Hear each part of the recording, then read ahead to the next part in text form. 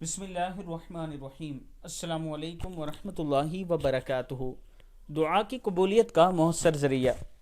حضرت انس رضی اللہ تعالیٰ عنہ فرماتے ہیں، ایک مرتبہ نبی اکرم صلی اللہ علیہ وآلہ وسلم مسجد میں تشریف لائے۔ ایک آدمی کو دیکھا، وہ نماز سے فارغ ہو کر ان کلمات کے ذریعے دعا کر رہا تھا۔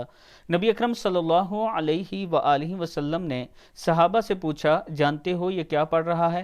صحابہ نے لا علمی کا اظہار کیا تو آپ صلی اللہ علیہ وآلہ وسلم نے ارشاد فرمایا، اس نے ایسا اسم اعظم پڑھ کر اللہ تعالیٰ سے دعا مانگی کہ جب بھی اس کے ذریعے دعا مانگی جائے تو ضرور قبول ہوتی ہے، اور کوئی چیز مانگی جائے تو اللہ ضرور عطا فرماتا ہے۔ وہ مبارک کلمات یہ ہیں: اللہم لا الہ الا اللہ انت المنان بدیع السماوات والارض ذی الجلال والاکرام، صدق اللہ العظیم۔ اس کے ساتھ میں اپنے دوستوں کے ساتھ ایک مسجد کی ویڈیو شیئر کر رہا ہوں، جس مسجد کا نام خاتم النبیین ہے، اور یہ ایسے علاقے میں ہے جہاں پر غیر مسلموں کی بھی آبادی ہے۔